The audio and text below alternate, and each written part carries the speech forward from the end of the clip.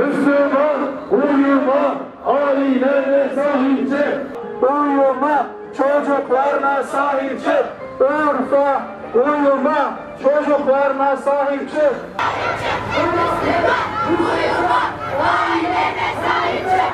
Müslüman uyuma, ailene sahip çık. Gerçekten bizim ailemizi, neslimizi, toplumumuzu korumak adına ciddi çalışmalar yapmamız gerekiyor. Bizim elimizde kalan, Müslümanın elinde kalan son kale ailemizdir. Ailemiz de bizi yıkmaya çalışıyorlar. Ailemizi ifsat etmeye çalışıyorlar. Nesli biterse bir ülkenin, bir toplumun zaten orayı silahlarla işgal etmeye gerek kalmayacaktır.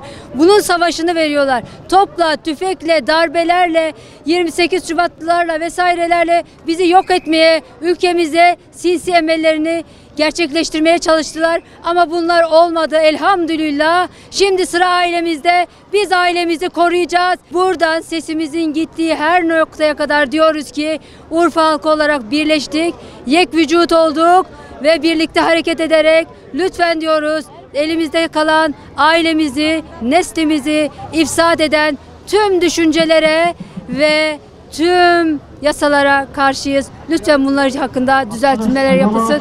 Cenab-ı Allah'ın zaten Kur'an'da lanetle bildirdiği Lut aleyhisselamın kavminin sapkınlığı maalesef bütün dünyaya, yeryüzüne yayılıyor ve ülkemiz de bu konuda hedef alınmıştır. Aileler hedef alınmıştır, gençliğimiz hedef alınmıştır, neslimiz bozulmak istenmektedir. Cenab-ı Allah inşallah onlara müsaade etmeyecektir. Gençliğimiz, neslimiz, ailemiz, özellikle ebeveyn, ana baba uyanık olurlarsa, bu konuda geçenlerde bizim yaptığımız vaazlardan, konuşmalardan dolayı bayağı malum medya üzerimize geldiler. Bizi ahlaksızlıkla suçladılar. Kendi tiniyetlerini, ahlaklarını bize giydirmeye çalıştılar. Oysa Rabbim hepsini görüyor. Rabbim azizin zuntikamdır. İnşallah diyoruz ki gençlerimiz, çocuklarımız Cenab-ı Allah'ın, Resulünün gösterdiği yolda yürürlerse, bunun içinde işte anne babanın, ebeveynin önemi çok büyüktür. Bugünlerde mesela Diyanet müftülüklerimiz bu konuda Kur'an kursları açmışlardır.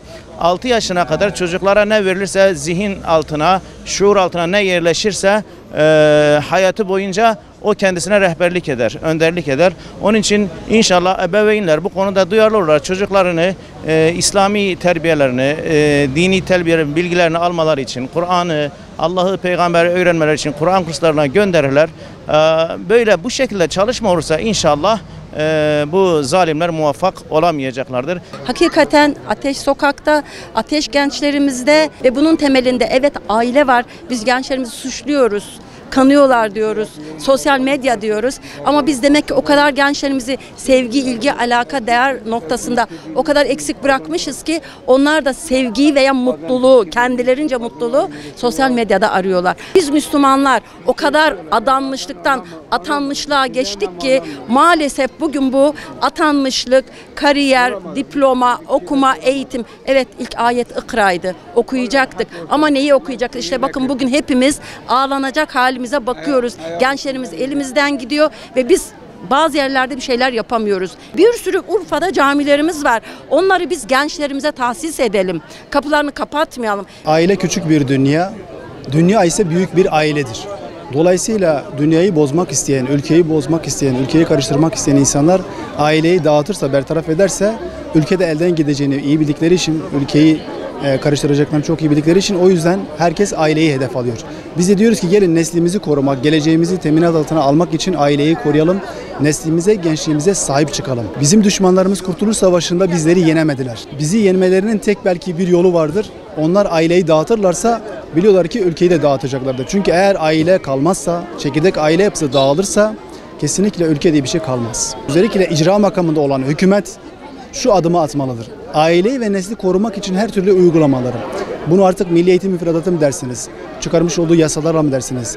Yasadaki değişiklikler mi dersiniz? İstanbul Sözleşmesi evet belki iptal edildi ama İstanbul Sözleşmesi'nin beraberinde getirmiş olduğu uygulamalar ve bazı yasalar halen yürürlükte.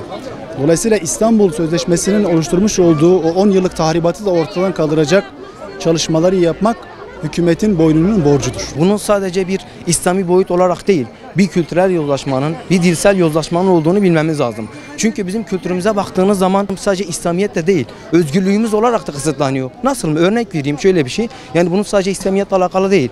Özgürlük olarak şöyle söylemem gerekiyorsa benim bir kız kardeşim var ve buradan liseye giderken 2 otobüs değişiyor ve merkeze geliyor. Merkezde bu tür insanları gördüğü zaman korkuyor. Henüz liseye yeni giden bir insan bunlara bakarak onların düşüncelerinden dolayı, onların o yaptıklarından dolayı korkuyor ve eve kısılıyor. Siz o insanlara özgürlük tanıyor olabilirsiniz ama bazı insanların da özgürlüğünü kısıtlamış oluyorsunuz.